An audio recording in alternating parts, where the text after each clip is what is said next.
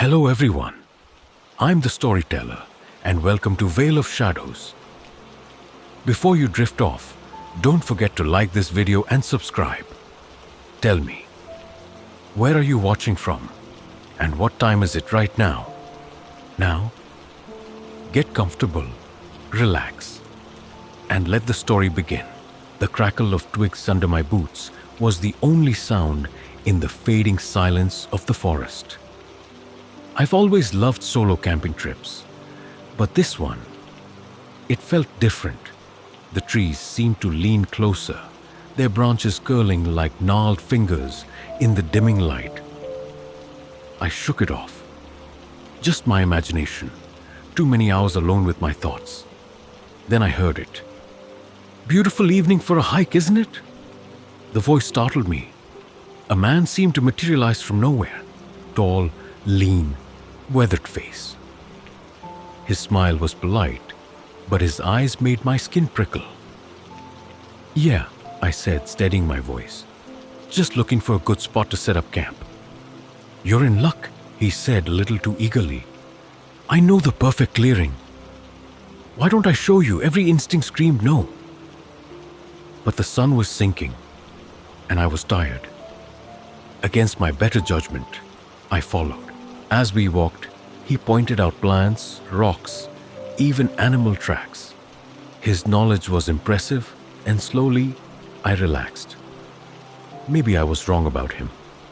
"So," he asked, glancing back with that unsettling smile, "what brings you out here alone?" "Just needed to clear my head," I said vaguely. He nodded. "Oh, I know exactly what you mean. That's why I never leave these woods." He paused, his voice dropping lower. "They have a way of keeping you." The way he said it chilled me to the bone. We reached the clearing. Flat ground, a perfect fire pit. "This is great, thanks," I said, sliding off my backpack. "Oh, it's my pleasure," he replied. But he didn't leave. "Why don't I help you set up camp? 4 hands are better than 2. "That's okay," I insisted. "I can manage." He waved dismissively. "Nonsense. Besides, it's not safe out here alone. You never know what kind of creatures might be lurking." The way he emphasized creatures made my heart pound. I unpacked quickly, hoping he'd take the hint. But as we worked, he grew stranger. Too many personal questions. Abrupt changes of subject. Long, unblinking stares at me and at the surrounding trees. By the time my tent was up, moonlight bathed the clearing. I stepped back to admire my setup and jumped when I felt his hand on my shoulder. "You've done well," he said, voice low and gravelly. "But there's still so much to do. Before the night is through." I stepped back. "Thanks for your help, but I'm fine now. You should head back before it gets too late." He tilted his head, like a predator. "Oh, but I'm exactly where I need to be. You see, these woods get hungry sometimes, and it's been so long since we've had a visitor." My blood ran cold. I moved for my tent, but he blocked me. Now, he murmured. "No rash decisions. The night is young. We have time." I backed away. "I don't want trouble." He laughed, and the sound echoed through the trees. "Trouble already found you? The moment you stepped into these woods, you became part of them, and they don't let go easily." I turned to run, but his grip clamped around my wrist like iron. I fell hard onto the ground. "Please," I gasped. "Just let me go." "I won't tell anyone." His eyes glittered with wild delight. "The forest chose you, and now you'll never leave." At the tree line, shadows shifted. Tall, human-like shapes moving in the dark. Panic rose, but my fingers scraped the ground. Found a branch. I swung. Hard. The impact loosened his grip just enough. I scrambled to my feet and ran. Branches whipped my face, his enraged howls echoing behind me. The forest groaned, trees leaning as if trying to close me in. I didn't stop until my lungs burned. When I finally slowed, I realized I was lost, swallowed by unfamiliar woods, moonlight barely cutting through. Then, a twig snapped. Footsteps. His voice calm now. You can run all night if you like, but these woods always lead back to me. I pressed against a tree, holding my breath, a hand clamped over my mouth. I screamed into it, but the voice in my ear wasn't his. Shh. I'm trying to help you, a woman. Who are you? I whispered. Someone who knows what he is, she said, and how to stop him. But we must move. Quickly, she led me through the forest with sure steps until we reached a strange clearing. Symbols carved into trees. A stone slab at its center. The heart of the forest, she explained. The source of his power. If we break the bond, we can escape. But whatever happens, don't let him touch the stone. A howl tore through the night. He'd found us. He lunged into the clearing, face twisted with rage. She met him head-on, grappling. I froze until I spotted a sharp rock. With all my strength, I smashed the carved symbols. The ground shook violently. A deafening crack split the air. The stranger shrieked. Not human, not anymore. His body twisting as if ripped apart from the inside. Run! The woman screamed, dragging me as the forest trembled and trees toppled. We burst out onto a road. A car screeched to a halt. As we sped away, I looked back one last time. Mist rose from the trees, swallowing everything, and in that mist, I saw a twisted figure writhing, screaming as it faded into the night. I never went camping alone again, and sometimes, when I dream, I still hear his voice whispering, promising the forest will reclaim what it lost. The night ride. The street lights flickered as I pulled up to the curb. My phone chimed. Another late-night passenger. Normally, that didn't bother me. I'd been driving rideshare for months, but tonight, something in the air felt wrong. Then I saw him. Tall, lean, a long dark coat, fedora brim shadowing his face. He slid into the back seat without a word. Evening, I said, forcing a smile. Heading to Oakwood Avenue, right? He nodded, eyes locking with mine in the rearview mirror. His stare was cold, and it sent a ripple of unease down my spine. The silence stretched. I usually made small talk, but instinct told me to keep quiet. After a few minutes, he finally spoke. You do this often? Drive at night? His voice was low, gravelly, touched with an accent I couldn't place. Yeah, a few nights a week, I said casually. Helps pay the bills. He hummed. You must meet all sorts of interesting people. Yeah, I guess so. I glanced up and froze. He was staring intently at me in the mirror, unblinking. So what's your story? He asked, leaning forward slightly. What brings a person like you to this line of work? The way he said person, like he, flexible hours, fits my schedule. Your schedule? He repeated slowly, almost savoring it. And what else does your schedule involve? A chill ran down my arms. My hands tightened on the wheel. Then his next words froze my blood. Tell me about your family. My throat went dry. I hadn't mentioned family. I don't really have family, I lied quickly. He chuckled. A low, dark sound. That's not what your profile says. In fact, it mentions a sister in Millbrook, lovely little town. My pulse thundered. My rideshare profile had no personal details. How did he know that? I think you've mistaken me for someone else, I said, voice shaking. Oh, I don't think so. Sarah. Hearing my name from his lips nearly made me swerve off the road. Panic surged. Maybe we should end the ride here. Keep driving. His voice turned sharp, hard as steel. I saw him reach into his coat. My imagination filled the silence with one terrible image. A weapon. I acted on instinct.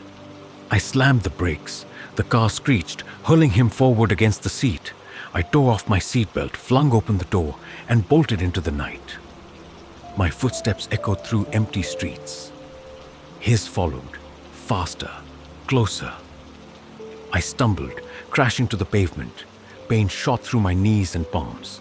A hand clamped around my ankle, dragging me back. I screamed, kicking wildly. But his grip was iron. He flipped me onto my back and loomed over me. In the pale moonlight, I saw his face clearly for the first time. His eyes were wild. His grin stretched too wide, manic. Now, he crooned mockingly. That wasn't very nice. We were having such a pleasant conversation. How do you know my name? I gasped. What do you want from me? He tilted his head like he was studying me. Then he leaned closer, his breath hot on my skin. I know everything about you, Sarah. Your hopes, your fears, your little secrets. He pulled something from his coat. A knife, long, wicked, gleaming under the moonlight. And what I want is to play a game. My chest tightened.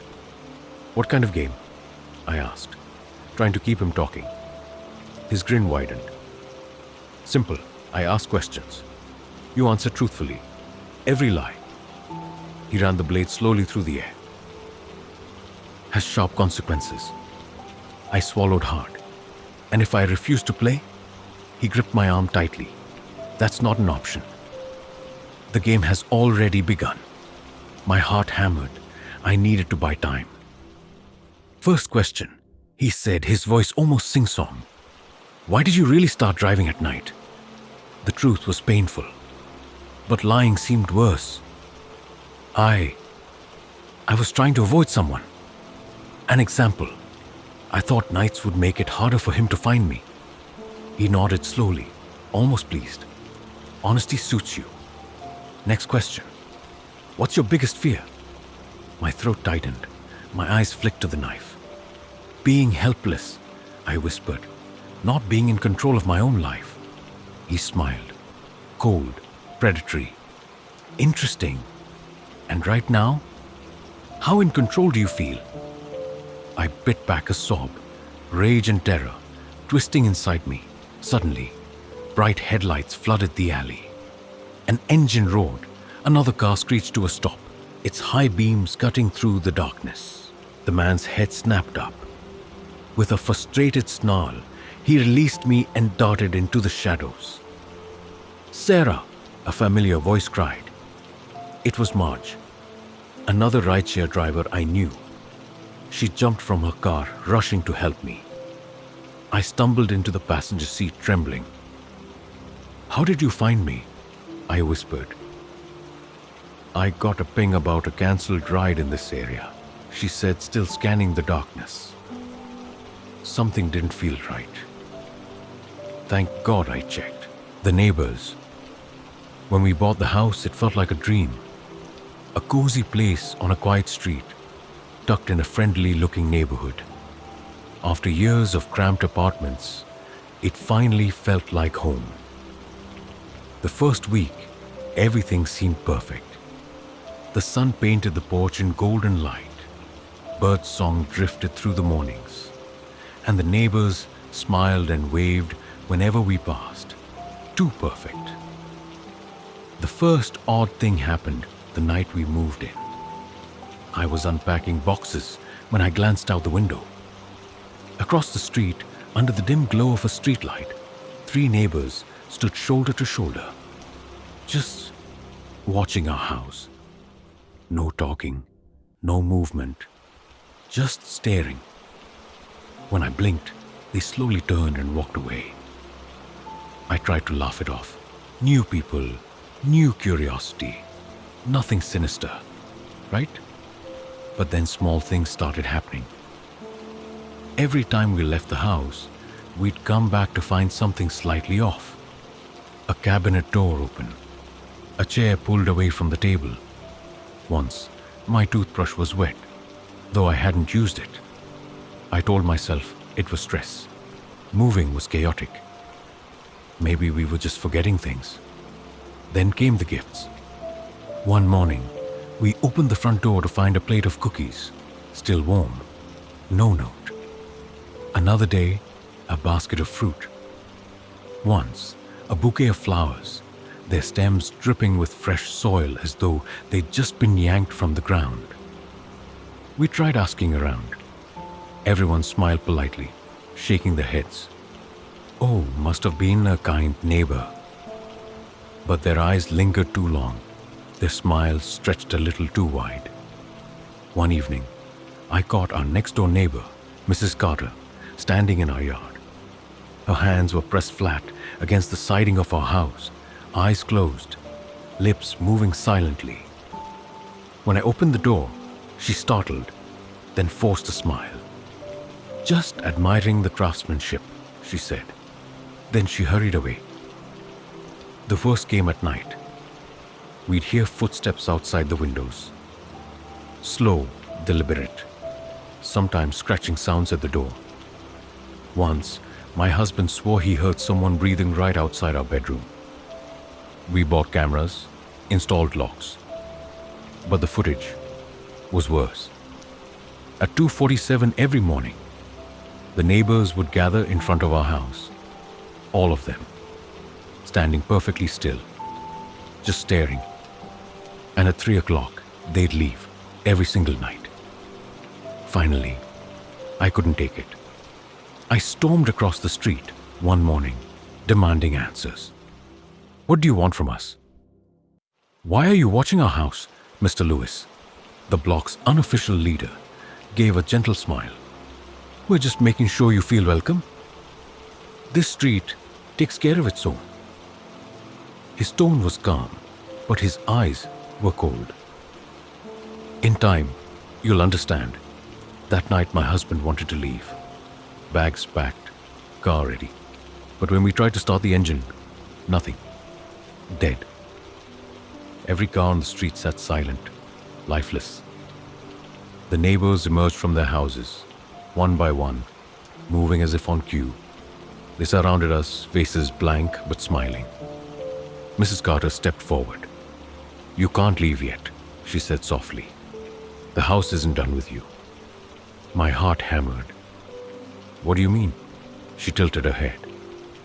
"This street chose you. And once it chooses, there's no leaving." Before I could react, the ground shook. The walls of our house groaned, wood and nails creaking like something alive. The windows pulsed with light, faint at first, then brighter, glowing like eyes. The neighbors dropped to their knees, chanting words I couldn't understand. We ran for the door, desperate, but the house opened it for us. Inside, shadows writhed along the walls. The room stretched, warping, swallowing the light. And in the center of the living room, something pulsed beneath the floorboards. A heartbeat. The neighbors' chant grew louder. The walls seemed to breathe. I grabbed my husband's hand, pulling him toward the back door. "Run!" We burst through, sprinting across the yard, crashing through hedges until we reached the woods beyond the street. Behind us, the house groaned like a living beast, its windows glowing red. The chanting followed, echoing through the trees. We didn't stop until our lungs burned and our legs gave out. We never went back. The police didn't believe us. Said the house was just an old fixer-upper. The neighbors were simply close-knit. But sometimes, late at night, I still dream of that heartbeat under the floorboards. And I wake with the feeling that somewhere, that house is still waiting. It always follows. The first thing I noticed when the lights went out was the silence. One moment, the hum of the fridge and the soft whir of my laptop filled the air. The next, nothing. Just the sound of my own breathing, suddenly loud in the darkness. I fumbled for my phone. Its screen glowed, momentarily blinding me. 9:47 p.m. No signal. Great, I muttered, trying to quell the unease building in my chest. Just a power outage. Happens all the time. But the darkness outside my window looked thicker than usual, like the world had been swallowed by ink. That's when I heard it. A soft scratching at the front door. Faint, almost polite. I froze, breath catching in my throat. Could be a branch, I told myself, or a stray cat. But deep down I knew it wasn't. The scratching came again, louder this time. Then a thud. Something heavy pressed against the door. My heart hammered. I backed away slowly, eyes locked on the door as the thuds grew more forceful. I retreated to my bedroom, locking the door behind me. My hand shook so badly, I almost dropped my phone. No signal, no way to call for help. Then, silence, footsteps, slow, deliberate, moving through my living room. I clapped a hand over my mouth to stifle a whimper. This couldn't be happening, but the cold sweat on my skin told me it was. The footsteps stopped outside my bedroom. A soft chuckle broke the silence. "I know you're in there," a voice rasped. Low, amused, "Why don't you come out and play?" I backed away from the door, mind racing. The window, my only chance. The doorknob rattled. Now, the voice crooned. "Don't be rude. I've come all this way to see you." I yanked at the old window, panic giving me strength. The door shuddered. Once, twice, under heavy blows. Finally, mercifully, the window slid up with a groan. Cold night air rushed in, carrying a scent of rain and rot. I was halfway out when the bedroom door splintered. In the dim light from my fallen phone, I saw it, tall, unnaturally thin, eyes glowing like embers, its grin impossibly wide. I didn't wait to see more. I scrambled out onto the fire escape, the metal cold under my bare feet. Its breathing grew louder behind me. Excited. I ran, slipped on a wet step. Fingers like ice grazed my back. Panic gave me wings. I flew down the remaining stairs, jumping the last few feet to the alley below. I didn't stop running until I reached my car. Hands trembling, I fumbled for the keys. The footsteps were close now. So close. The key slid home. The engine roared to life. I floored it just as a shape loomed in my rearview mirror. In the mirror, I saw it standing in the middle of the road, watching me flee. Even from a distance, its grin was too wide. I drove for hours, knuckles wide on the wheel. Every shadow made me flinch. Every gust of wind sounded like a whisper. As the first light of dawn broke, I finally let myself breathe. I had escaped. I was safe. The car radio crackled to life. Through static, a familiar voice rasped, "Did you really think you could run from me?" I screamed, slamming the brakes.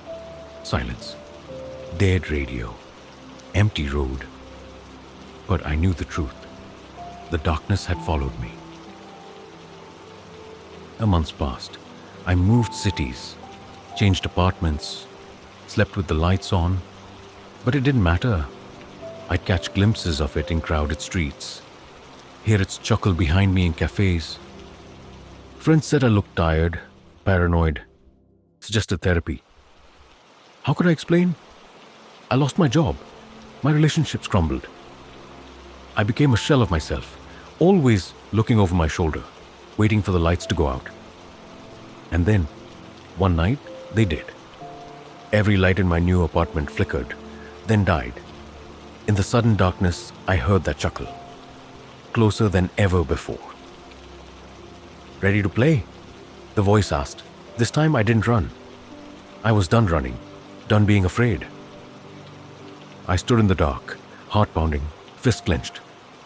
What do you want? I whispered. A pause, then softly. I want you to remember. Even when the lights come back on, I want you to know. Hot breath brushed my ear. There is no leaving me. When the lights flickered back, the room was empty. But in the corner of the mirror, just for an instant, I saw a tall, thin shadow with ember eyes, smiling. The crunch of leaves beneath my boots was the only sound cutting through the silence of the forest. The air was sharp with pine and damp earth, every breath tasting like the woods themselves. I'd come out here for solitude, for a break from the noise of the city, but by nightfall, I began to regret it. The sun dipped below the horizon, dragging the light with it. Shadows stretched long and thin, like fingers trying to pull me into the dark. I adjusted my backpack and quickened my pace toward the clearing where I'd set up camp. That's when I heard it. A branch snapped. Not the random crack of wind or animal. No, this was deliberate. I froze, my pulse hammering in my throat. Hello? My voice sounded small, swallowed instantly by the trees. Silence. I forced a laugh, shaky and brittle, and kept walking. Just nerves, just me being paranoid. But then, another sound. A soft crunch of footsteps not far behind me, keeping pace. I spun around. Who's there? And that's when I saw him. A man stood between the trees, tall and thin, his face hidden in shadow. His clothes were wrong, old, ragged, as if pulled from another time. And yet his eyes gleamed faintly in the dim light, fixed on me with an intensity that made my skin crawl. Evening, he said, voice low, almost too calm. I swallowed hard. You camping out here too? He tilted his head bird-like, a pause, then almost smiling. In a manner of speaking, something about the way he said it made my stomach knot. I muttered an excuse and turned back toward camp, forcing myself not to run. My instinct screamed at me. Don't look back, don't run, don't give him a reason. But the footsteps followed. Slow, measured, always just behind. By the time I reached the clearing, the sky was bleeding into darkness. My campfire's embers were nearly dead, and as I fumbled to relight them, I realized he was standing just at the edge of the firelight, watching. Closer now, too close. The flicker of flame illuminated his face for the first time, and I wished it hadn't. His skin looked stretched, too tight over his bones, his grin wide and unnatural. You shouldn't have come here, he whispered, the firelight dancing in his eyes. My blood turned to ice. What do you want? His smile widened. It's not what I want. It's what the forest wants. And the forest is always hungry. Before I could react, the wind surged through the clearing, carrying with it the sound of whispers. Not one voice. Hundreds. Layered. Overlapping. Surrounding me. The trees creaked, leaning closer as if listening. I stumbled backward, my foot catching on a root. I fell, scrambling, heart slamming against my ribs. The man stepped forward, stretching out his hand. His fingers were long, too long. Don't fight it, he crooned. We've been waiting for you. The fire guttered, shadows clawing over the clearing. For one terrifying moment, I saw faces in the bark of the trees, distorted, screaming, trapped. I bolted. I ran blind through the forest, branches tearing at my clothes, whispers chasing me, that man's laughter echoing everywhere at once. My lungs burned, my legs screamed, but I didn't stop, couldn't stop. At last, I stumbled onto the dirt road where my car was parked. I threw myself inside, slammed the locks, and twisted the key with shaking hands. The headlights cut through the trees, and he was standing there, smiling, his pale face illuminated for just a second, before he melted back into the forest like he'd never been there at all. I sped away, tires spitting gravel, heart pounding so hard I could barely breathe. But even now, days later, I can still hear the whispers when I close my eyes. And sometimes, late at night, when the wind brushes the trees outside my window, I swear I see a tall figure standing at the edge of the woods, waiting.